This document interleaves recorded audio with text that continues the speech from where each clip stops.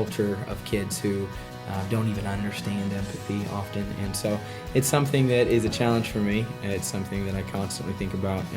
I push myself and I challenge myself. How can I do a better job each and every day of showing them through my life, through my actions, through my words, through teaching moments, the importance of those things.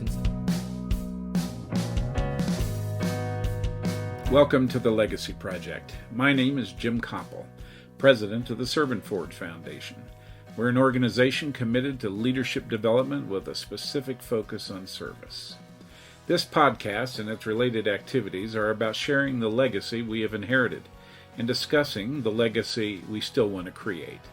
Legacy is more than cars, houses, boats, and material possessions that we want to leave to the next generation. Rather, legacy is about core values and beliefs that we inherited from a previous generation. They are the values that shaped us and defined us. Legacy is also about the values we develop or create that can be passed on or shared with the next generation. We will interview people from various backgrounds and walks of life. Some are famous, some, well, maybe not so famous, and others are simply our neighbors, our friends, people who live ordinary lives doing extraordinary things. Become part of this project by being intentional about legacy, more than just memories, but principles that have guided our lives and shaped our decisions. What is the legacy you choose to create? That's what we want to discover. This is Jim Copple with the Legacy Project. We're here in Canute, Oklahoma, interviewing Jordan Dages, whose mother and father I've known for a number of years, whose grandparents I've known since I was 14. Yep. And Jordan, you're a high school teacher, right? I am. I'm a high school teacher in Osawatomie, Kansas. What do you teach? I teach sophomore world history, as well as a little bit of American history and some current social issues. So Jordan's a smart guy because, as many of you know, I'm a historian, and I respect and value history majors. So, Jordan, this is about legacy. And who are some of the most important people in your life who've influenced you or have shaped or defined who you are?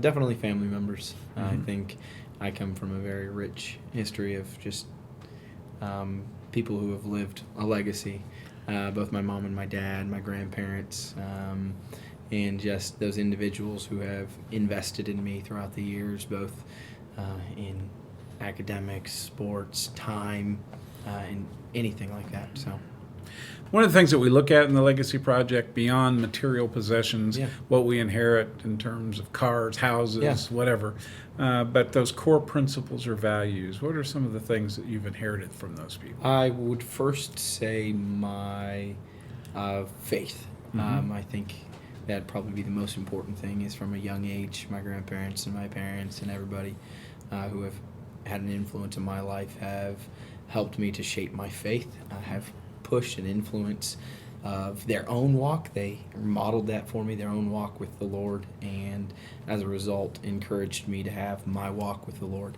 and to encourage me to help grow that in the reading of the Word or prayer or anything like that. And so spiritual would be a huge part, and another part would be the importance for looking after people, taking care of people, whether that's in teaching, as my mom is, or as my grandmother was, or if that's in being a minister or a pastor, and caring for people's spiritual needs, not just educational or physical needs, but such as my grandfather, and then his father, and then all those, as well as my father being a youth pastor. So those are important influences in your life. You teach in a public high school? I do. I teach in a public high school. What's it like in terms of the legacy that you've inherited, being in that kind of broad cultural experience that's not church? It's not... It's different. I don't think a lot of my kids understand the legacy that I am either trying to live out or anything like that. They are not used to it. I work in a Title I school, and so that being said, it's a school that has 75% free and reduced lunch through the state of Kansas. So very social economic status, very low, educationally very low. Many of my kids, if they go to college, will be the very first people to go to college. And so the legacy I'm trying to live out with the importance of education, the importance of having an impact in the world, my faith, a lot of those things they don't quite understand. And so it's really sometimes a challenge for me to express the things that are important to me to them and to try to get them to see things like that as important, because I feel, as speaking of legacies, a lot of them, they don't have those, a lot of them have not had those people who have shared a legacy with them. The legacy a lot of these kids will, if they take after mom and dad, will be drugs, addictions, broken homes, all sorts of stuff. And so for me, having a rich legacy, having a rich history of people who have cared for me, loved me, influenced me, encouraged me along the way, it's something that I wish they had and I miss for them, because many of them don't have that. So On that point, in terms of the legacies that you've inherited and the values that you possess, and you see this gap with the young people that you teach, what is it you can give them? I try to do my best to, I guess, give them hope that they can be different than where they have been raised. And I try to encourage constantly that that does not mean that they have to disown mom or dad or feel a sense of mom and dad weren't good enough, but that it does not have to be cyclical, that they can leave a, not that their parents didn't leave a legacy, but that they can leave a better legacy than even their parents did. My father one time told me, he said, I don't know how good a father I've been. He said, but my goal for you is to be a better dad than I have been to you. Why? Because if we continue that legacy of every one of us trying to do better than even our parents did, the world would be a much better place. And so I share that with my kids. Like, look, it's not about whether your mom and dad were great. It was about being even better than your mom and dad, even if they were the greatest or if they were the worst, doing better and not falling into the cycle of mom and dad were alcoholics, mom and dad were drug abusers, mom and dad were this, I'm going to follow in the footsteps. So hope that they can change, that they can live differently. And I think in education that a big part of the legacy that we will live is based on choices that we make. And so constantly pushing the influence of the choices that they make and the decisions that they're making now and the way those will affect their future, because their future's in their hands based on choices that they make now. So, how intentional was the decision to teach in a Title I school? Pretty intentional. Another legacy thing is my mom teaches in a Title I school and has taught her entire career pretty much in a Title I school in Wichita. And seeing that influence that she's been able to have on kids, and knowing that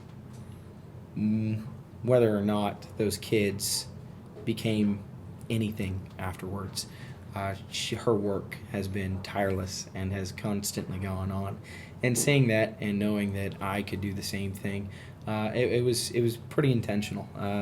I wouldn't say I kind of ended up in Osawatomie by happenstance. It was not planned, but I do believe that I'm meant to be there. And since getting there, I've had a lot of people push me to leave because it's a rough school and I'm far away from family. But a big part of the reason I'm still there is because I know the importance of teaching these kids.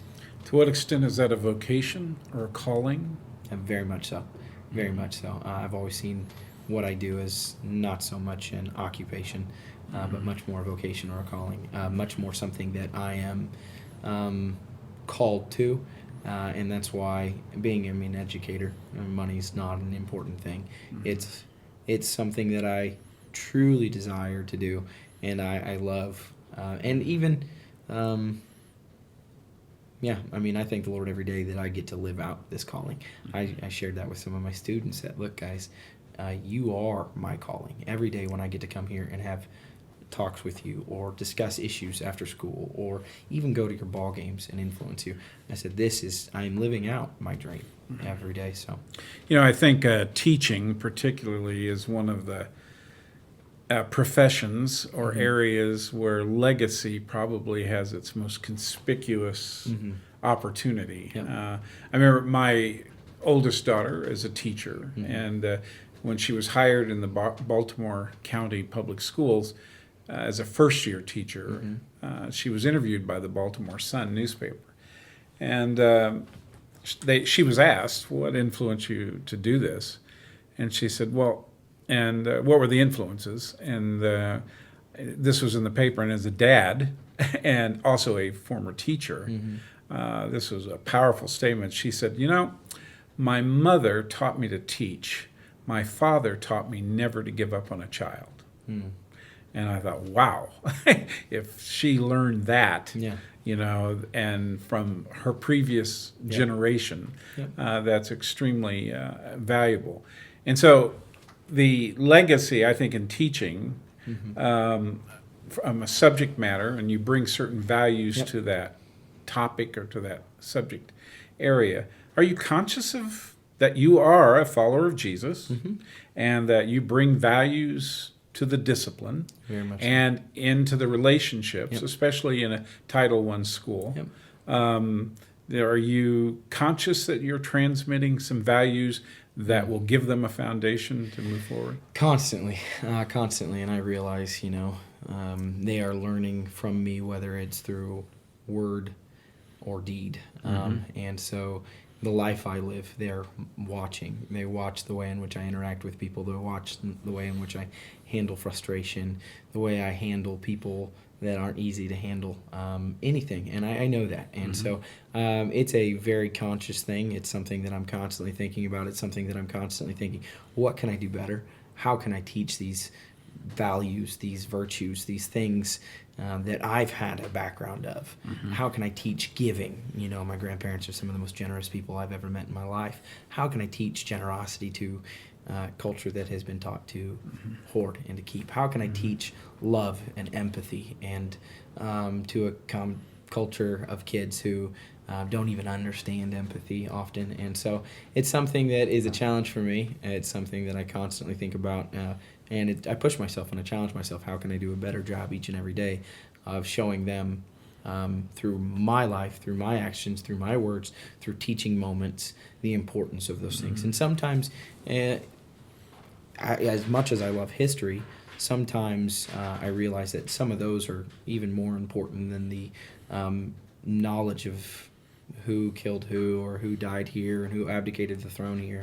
It's some of those virtues. And then even meshing those and teaching those in the history, the aspect of the virtues that these historic people display, whether it's a legacy of evil and corruption, like an Adolf Hitler, or whether it's a legacy of virtue, like some of our founding fathers or presidents that we've had, or people like Mahatma Gandhi or anything like that, teaching an idea of love and peace and generosity and kindness. So, how old are you? 26. 26. So you're 26 years old. You're single. I am. Yeah. Have you given much thought to the legacy you want to leave behind? I have. I don't know that I'm more than most 26-year-olds, probably about the same amount. But yeah, it's something that I think when the bar has been set very high for you by people, it's something that you want to achieve. And it's something that, when you have grandparents like mine, parents like mine, and just a foundation of people who have influenced my life, it's something that I realize the bar has been set very high. And so what will I do to teach my kids to pass that legacy on, not just to my own physical kids someday, my personal children, but to the students that I interact with. I've only been teaching for 5 years, and when I think of the number of people that my grandparents or my mom has taught in 25 plus years of teaching, I realize the sheer gravity of the legacy that they have left, and that even though I've only started in 5 years, I feel like I've crossed paths with tons of kids, and I realize that it's just a small amount of people compared to what I'm going to work with and deal with and see and have an influence on. And so, yeah, it's something I'm constantly thinking about. What is it I'm going to leave behind? What is it that people, will think of me? I've had the opportunity several times to speak at our school for graduation, and there's the old, what does the dash on your headstone, what's it going to represent? Because there's your birth date, there's your death date. What did that dash represent for you? And so it's something that I think about constantly, like, what will people what will I leave behind? What will people think of me? What will people be able to say I influenced them in whatever way? So, What would that be? I think a big part, just like what my parents and my grandparents have left behind, is my walk with the Lord. Because I'm not just a teacher, I'm also a youth pastor. And I do that part-time. But just the influence that the Lord is having of faith, my own personal faith, has made on my life. Legacy. I hope people see that. I hope people see the virtues and the values that my grandparents have passed down, of generosity, of kindness to all, of true caring, of empathy, being able to walk in someone else's shoes and understand people. And I honestly, those would probably be the biggest ones for me. Yeah. We're talking to Jordan Dages. This podcast is sponsored in part by Servant Forge, our nonprofit, which really is about forging leadership in a variety of environments to create a culture of service that especially addresses the marginalized and the poor. And we're glad to have you here. Jordan, let me ask you this. Actually, we're sitting in a farmhouse in Canute, Oklahoma, and on a farm that has been here for about 7 generations. Yep. And in this farmhouse, there's all kinds of stuff that remind you of your past. Yes. Do you have things or possessions that you have held on to that are important to defining who you are? Yeah, I guess so. Those would be things that have been passed down from history, things that, so for instance, things from my late great-grandfather, things that were passed down that were his, that I know belonged to him, because, once again, the legacy that he lived, whatever that may be, the fact that I own those things now, the fact that I'm in charge of those things that my grandparents have given me, gifts, my Bible would be one that's important to me, something that I've had since I graduated high school, something that my father wrote in as I went on to become, a teacher and go through college and then to make those decisions, just things like that. Mm-hmm. So a question we are asking everybody in this process, it's actually stolen from a movie that called Leap Year.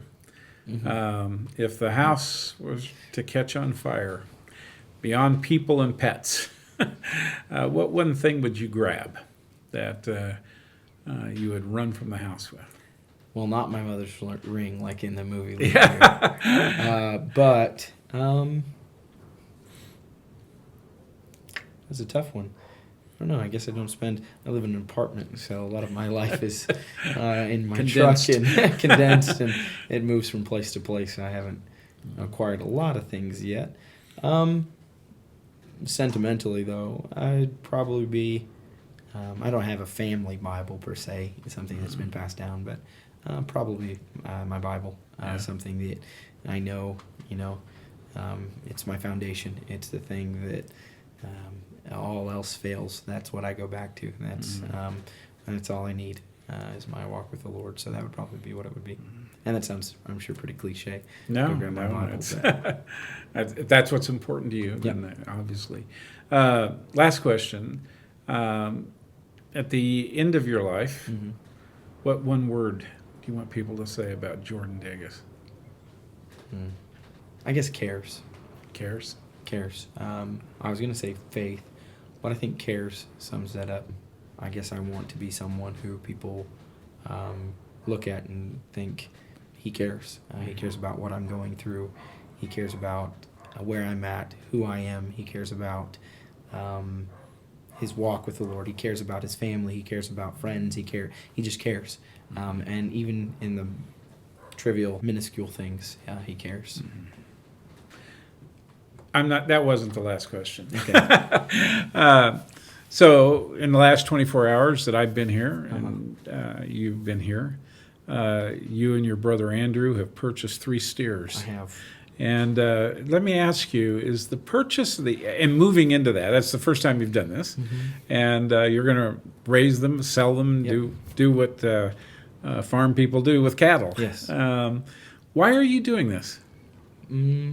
Big part because it's been a dream that I've had since I was a child. It's always been something I've wanted to do. It's been something that I've been interested in.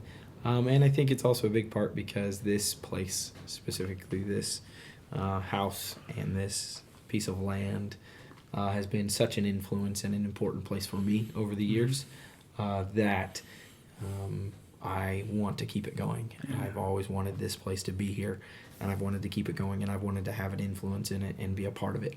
And so watching my great-grandfather farm and work this land, and knowing that seven generations have sweat and cried and bled over this land, working it and worked tireless hours and put money into it and given it everything that they have for this, so that I can be here, so that I can enjoy it, so that I can be a part of it, makes me want to do the exact same thing and be a part of the legacy that has been left by just this piece of land. Yeah, so the 3 steers are more than just 3 steers far and more. Eventually selling them and hopefully making some money. Far more. It's about more. Stitching into the legacy that's 100%. you've inherited. 100%. Yeah.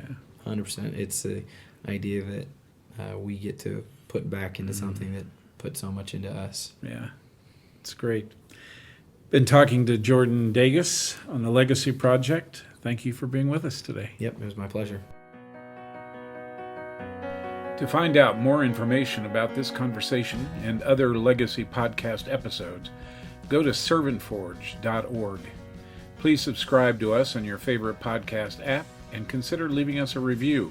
We want to hear from you. We want to get your ideas and your opinions. I have a new book that corresponds with the Legacy Project titled The Seeker, Bring Me the Horizon. You can find a copy of it on Amazon or your preferred book distributor. The book corresponds closely with these podcasts. The podcast episode was produced by Matt Erickson and edited by Carissa Erickson. The music is by David Hyde. Please look for a new episode of our podcast coming out soon. Remember, you have inherited a great legacy. You have an opportunity to create a great legacy. Engage your past to build a future.